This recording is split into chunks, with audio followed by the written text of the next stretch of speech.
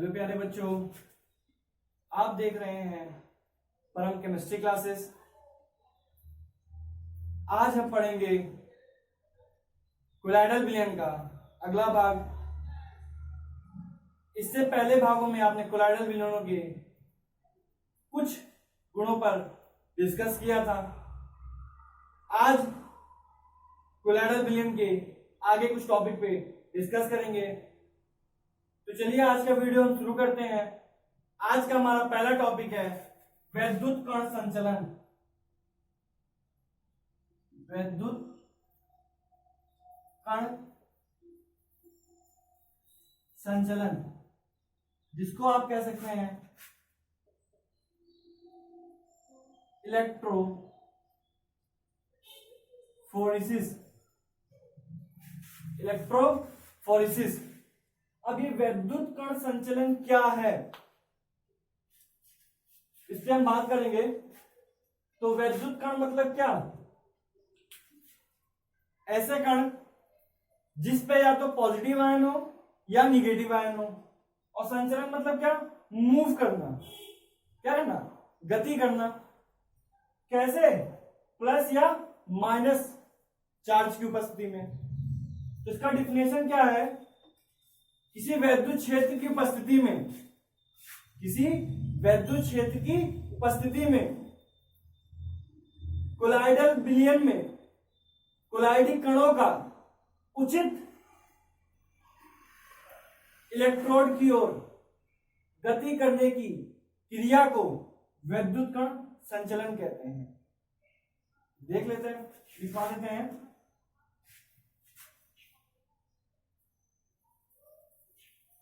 वैद्युत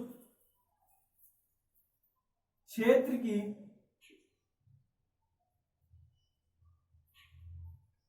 उपस्थिति में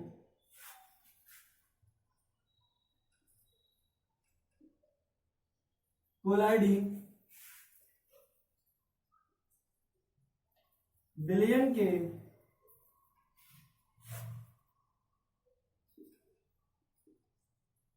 कोलाइडी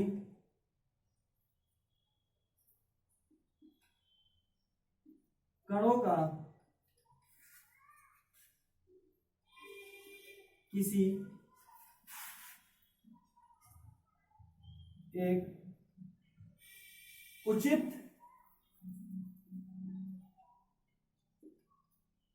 इलेक्ट्रोड की ओर गति करने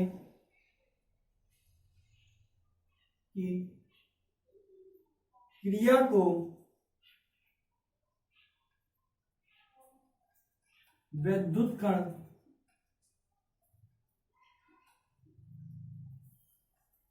संचलन कहते हैं। क्या बोला? कि वैद्युत क्षेत्र की उपस्थिति में कोलाइडी विलयन के कोलाइडी कणों का किसी एक उचित इलेक्ट्रोड की ओर गति करने की क्रिया को वैद्युत कण संचलन कहते हैं। अब जरा ध्यान से देखिएगा, क्या बोला? इलेक्ट्रोड की ओर गति करना। तो इलेक्ट्रोड कितने प्रकार के? दो प्रकार के। कौन कौन सा? एनोड और कैथोड। एनोड पर पॉजिटिव चार्ज होता है और कैथोड पर नेगेटिव चार्ज होता है। क्लियर है? अब एक प्रयोग द्वारा आपको समझा दिया जाता है कि एक ऑपरेटर्स ले लिया। वैद्युत कण संचलन का प्रयोग जिसमें किया जाता है उस उपकरण को बर्टन कहते हैं। वैद्युत कण संचलन का प्रयोग जिस उपकरण में किया जाता है उसे बर्टन कहते हैं। अब बर्टन है क्या, जरा देख लेते हैं ऑपरेटर्स को। एक यू आकार की नली होती है, उसमें दो इलेक्ट्रोड लगे होते हैं। कौन कौन से? एनोड और कैथोड। उसमें क्या है? एक रिजर्वायर है जो यू आकार की नली से अटैच है। अब करते क्या है? इस यू आकार की नली में वाटर भर देते हैं। क्या भर देते हैं? वाटर। जो किसका काम कर रहा है, डिस्पर्सन मीडियम अर्थात परिक्षेपण माध्यम का कार्य करता है। और इस रिजर्वायर से क्या करते हैं, धीरे धीरे सावधानी से इस यू आकार की नली में क्या भर देते हैं, कोलाइडल सॉल्यूशन भर देते हैं, कोलाइडल विलयन भर देते हैं। अब जब इसमें विद्युत क्षेत्र, क्या लिखा है, विद्युत क्षेत्र की उपस्थिति ना, जैसे इसमें विद्युत का प्रवाह किया जाता है तो जो कोलाइडी कण होता है वो अपने विपरीत इलेक्ट्रोड की ओर गति करना चालू कर लेता है। तो हमने दो एग्जांपल ले लेते हैं, एक होता है आर्सेनिक सल्फाइड और एक हमारा फेरिक हाइड्रोक्साइड। आर्सेनिक सल्फाइड और फेरिक हाइड्रोक्साइड। आर्सेनिक सल्फाइड ऋण विद्युत कण संचलन होता है और फेरिक हाइड्रोक्साइड धन विद्युत कण संचलन होता है। अब हमने मान लिया इसने क्या भर दिया, आर्सेनिक क्या सल्फाइड। अब आर्सेनिक सल्फाइड जब इसने भरा तो आर्सेनिक सल्फाइड पे कैसा कैसा कण संचलन होगा, ऋणात्मक, क्योंकि कैसा कण है, ऋणात्मक। अब जैसे ही इसमें विद्युत का प्रवाह करेंगे तो ये ऋणात्मक कण है वो किधर की ओर गति करना चालू कर देगा, एनोड की ओर। किधर की ओर गति करना चालू कर देगा, एनोड की ओर। तो उधर का स्तर क्या हो जाएगा, ऊपर हो जाएगा और दूसरी साइड का स्तर नीचे हो जाएगा। अगर हम फेरिक हाइड्रोक्साइड लेते हैं तो फेरिक हाइड्रोक्साइड का स्तर किधर चला जाएगा, कैथोड की ओर, और किधर कम हो जाएगा, एनोड की ओर। क्लियर है। और एक बात याद रखिएगा, इसमें जो वाटर होता है, कोलाइडल सॉल्यूशन होता है, उसके बीच में एक लेयर होती है जो आपको स्पष्ट रूप से दिखाई देती है। अगर ये स्पष्ट रूप से दिखाई नहीं देगी तो पता नहीं चलेगा कि कण किधर की ओर गति कर रहा है, किधर लेवल बढ़ रहा है, किधर लेवल घट रहा है। इसलिए जब हम वाटर में, किसमें, वाटर डिस्पर्सन मीडियम में क्या करते हैं, कोलाइडल सॉल्यूशन को डाला जाता है, तो वाटर और कोलाइडल विलयन दोनों के बीच में एक लेयर बन जाता है जो आपको स्पष्ट रूप से दिखाई देता है।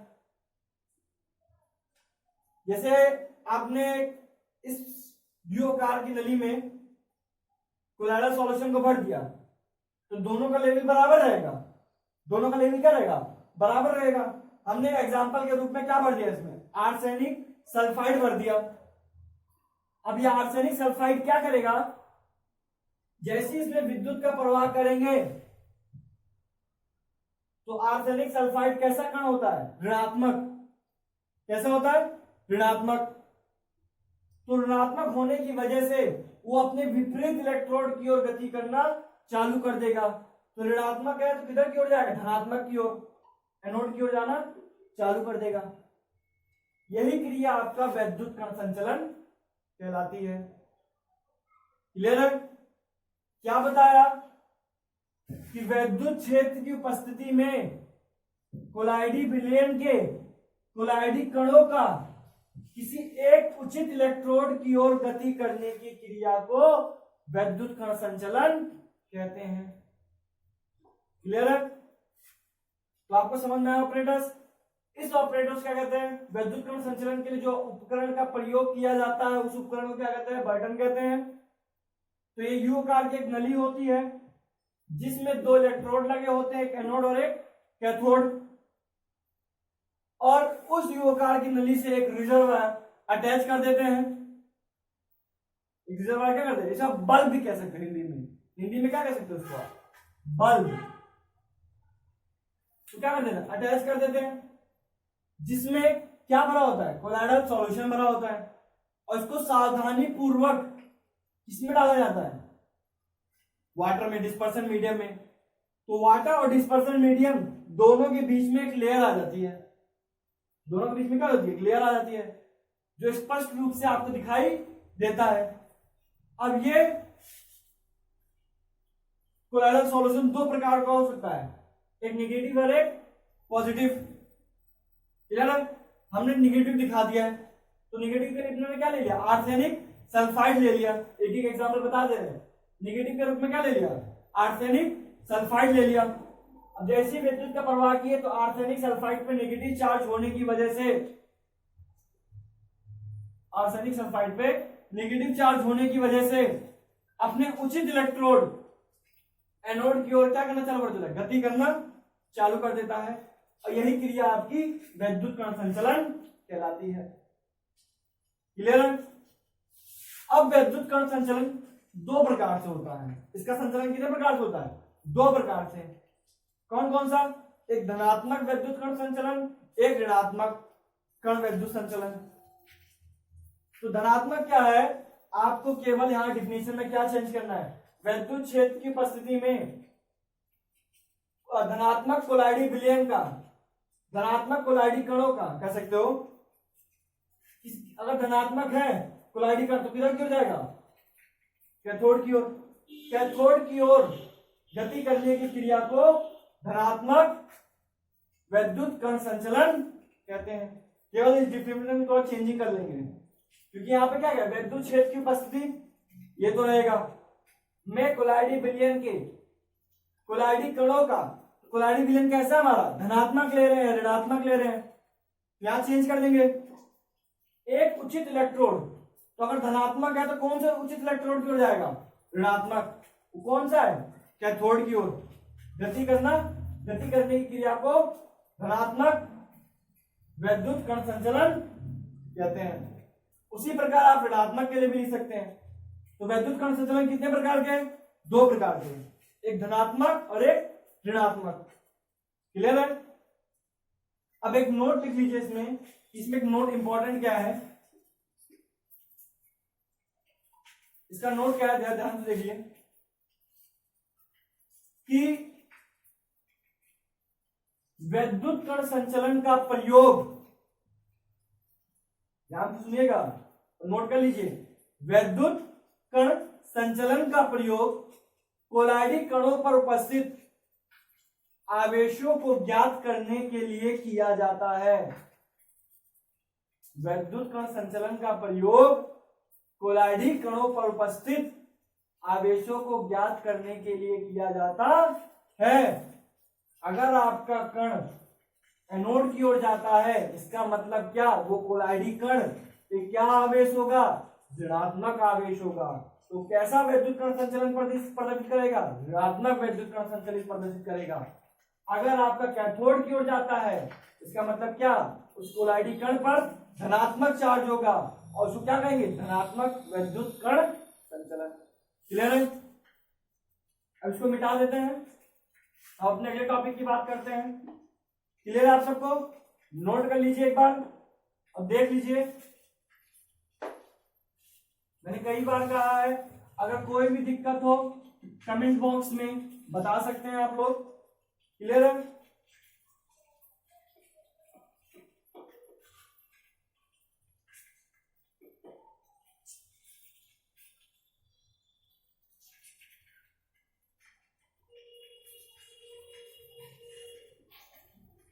अगला टॉपिक है स्वर्ण संख्या, जिसे कहते हैं गोल्ड नंबर। ये आपके बोर्ड पेपर में सबसे ज्यादा पूछे जाने वाला क्वेश्चन होता है और ये इसका डेफिनेशन जो है ये काफी टफ होता है। चलिए इसकी डेफिनेशन को हम इजी कर लेते हैं। एक छोटा सा फिगर अपने दिमाग में बैठाए रखिए, तो उसका डेफिनेशन आप बड़े आसानी से लिख लेंगे। कैसे?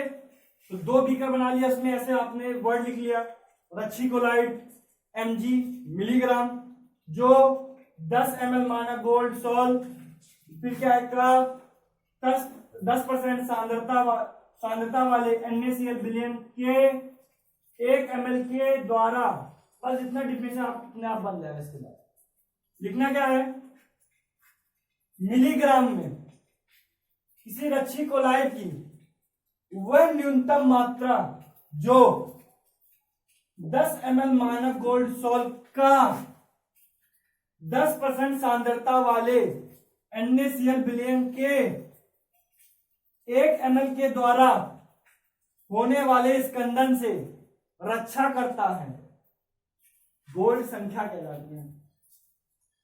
अर्थात लिखते रहे mg में, मिलीग्राम में किसी रच्छी कोलाइड की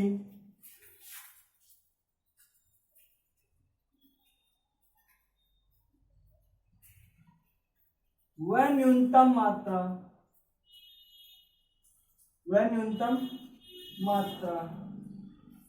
हो गया जो 10 ml मानक गोल्ड सॉल्ट क्या है का 10% सांद्रता वाले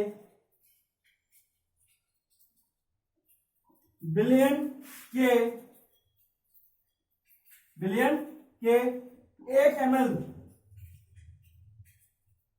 के द्वारा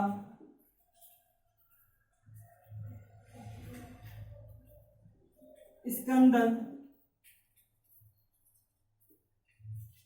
होने से रक्षा करता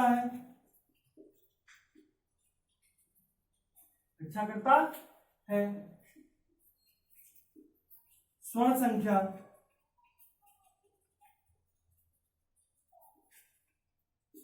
कहलाती है।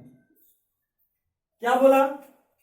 मिलीग्राम में किसी रच्छी कोलाइड की वह न्यूनतम मात्रा, मतलब जो रच्छी कोलाइड है उसकी वह न्यूनतम मात्रा जो 10 ml मानक गोल्ड सॉल्ट का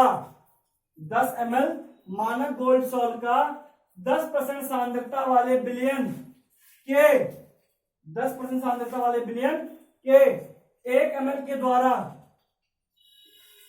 स्कंदन होने से रक्षा करता है, स्वर्ण संख्या कहलाती है। इस फिगर को आप दिमाग में बैठा लीजिए तो आपका डिफिनेशन अपने आप बन जाएगा। क्लियर है? क्या बताया देख लीजिए फिर से। mg में, यह कह सकते हो mg में किसी रच्छी कोलाइड की वह न्यूनतम मात्रा जो 10 ml मानक गोल्ड सॉल्ट का 10% NaCl बिलियन के 1 ml के द्वारा स्कंदन होने से रक्षा करता है। क्या कहलाता है? स्वर्ण संख्या कहलाती या स्वर्ण संख्या कहलाता है। क्लियर है? स्वर्ण संख्या आपका मोस्ट इंपॉर्टेंट है आपके 12th के एग्जाम में। स्वर्ण संख्या और रक्षण क्षमता, भाई रक्षा कर रहा है ना, तो स्वर्ण संख्या और रक्षण क्षमता में एक संबंध है, उसको जरा देख लीजिए। क्या है वो संबंध?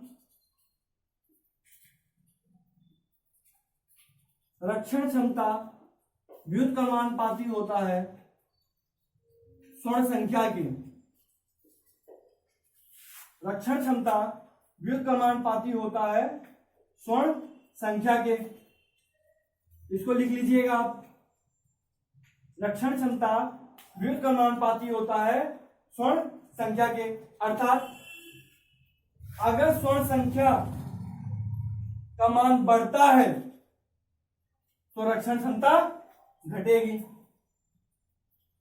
और अगर रक्षण क्षमता बढ़ती है तो स्वर्ण संख्या घटेगी। क्लियर है? यह रिलेशन याद रखिएगा, अभी आपको अगले टॉपिक में इसका अर्थ मिलेगा। क्लियर है? ठीक है, अब इस रिलेशन को ध्यान में रखिएगा।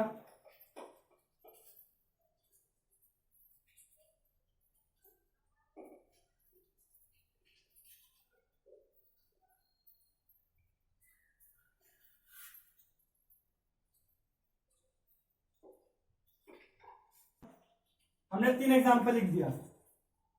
जिलेटिन का जो स्वर्ण संख्या होता है वो 0.005 से 0.01 तक होता है। हीमोग्लोबिन का 0.03 से 0.07 होता है। स्टार्च का 2.0 से 2.5 होता है। अब जब देखिए, हम बात करते हैं अगर जिसकी स्वर्ण संख्या ज्यादा होगी तो उसकी रक्षण क्षमता कम होगी। तो स्वर्ण संख्या किसकी ज्यादा है? स्टार्च का।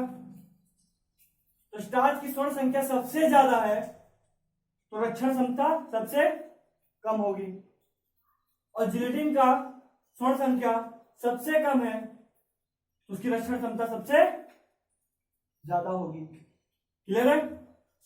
समझ में आया? एग्जाम्पल लिख लीजिए कि जिलेटिन का स्वर्ण संख्या कितना होता है, इतना, और हीमोग्लोबिन का और स्टार्च का इतना होता है। तो रिलेशन के अनुसार अगर मैं पूछूं रक्षण क्षमता किसकी ज्यादा, तो रक्षण क्षमता उसकी ज्यादा जिसकी स्वर्ण संख्या कम। तो किसकी स्वर्ण संख्या कम?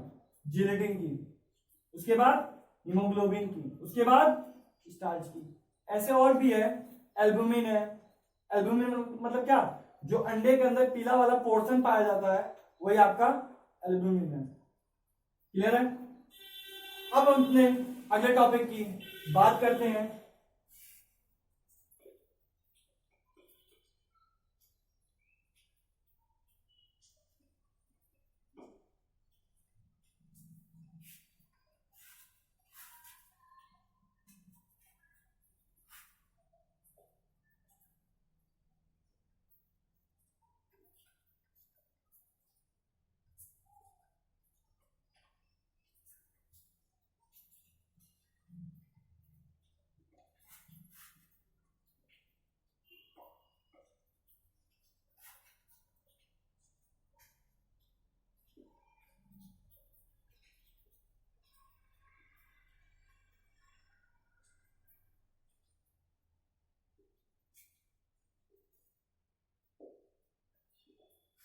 रक्षीय कोलाइड तथा रक्षण क्षमता। अभी हमने बात की ना रक्षण क्षमता और स्वर्ण संख्या। तो रक्षीय कोलाइड तथा रक्षण क्षमता क्या है जान लेते हैं। वे कोलाइड जो किसी द्रव विरोधी कोलाइडी विलयन का उचित वैद्युत अपघट्य की उपस्थिति में स्कंदन होने से रक्षा करता है, रक्षीय कोलाइड कहलाता है। तथा वे कोलाइड जो द्रव विरोधी कोलाइडी विलयन का स्कंदन होने से क्या करता है? रक्षा करता है। वो क्या कहलाता है? रक्षीय कोलाइड कहलाता है। तथा इसी क्रिया को रक्षण कहते हैं। क्या कहते हैं? रक्षण। देख लेते हैं। वे कोलाइड जो किसी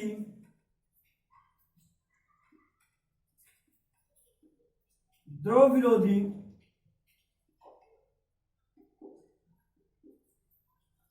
कोलाइडी विलयन का उचित वैद्युत अपघट्य की उपस्थिति में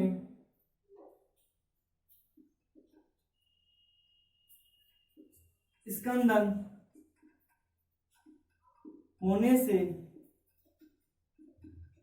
रक्षा करता है,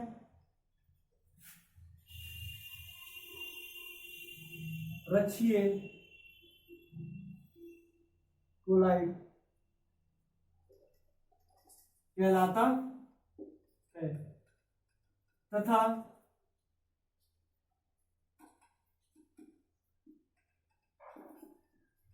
इसी क्रिया को रक्षण कहते हैं। वे कोलाइड जो किसी द्रव विरोधी कोलाइडी विलयन का उचित वैद्युत अपघट्य की उपस्थिति में, उचित वैद्युत अपघट्य की उपस्थिति में स्कंदन होने से रक्षा करता है, रक्षीय कोलाइड कहलाता है।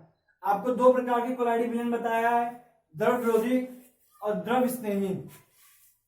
तो द्रव विरोधी, किसी द्रव विरोधी कोलाइडी विलयन का क्या होता है? उचित वैद्युत अपघट्य की उपस्थिति में स्कंदन होने से रक्षा करता है, रक्षीय कोलाइड कहलाता है। क्लियर है? अब एक नोट लिख लीजिए कि नोट क्या है कि द्रव स्नेही कोलाइडी विलयन, द्रव स्नेही कोलाइडी विलयन, क्योंकि बोला ना वे कोलाइड, क्या देखते वे कोलाइड, तो वो कोलाइड का मतलब क्या, द्रव स्नेही कोलाइड, जो द्रव विरोधी कोलाइडी विलयन का उचित वैद्युत अपघट्ट की उपस्थिति में स्कंदन होने से रक्षा करता है। कौन रक्षा करता है, द्रव स्नेही कोलाइडी विलयन, इसलिए द्रव स्नेही कोलाइडी विलयन को रक्षीय कोलाइडी विलयन भी कहते हैं।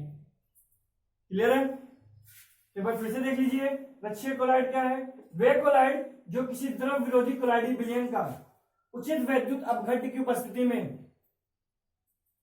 स्कंदन होने से रक्षा करता है, क्या कहलाता है, रक्षीय कोलाइड कहलाता है, तथा इसी क्रिया को रक्षण कहते हैं।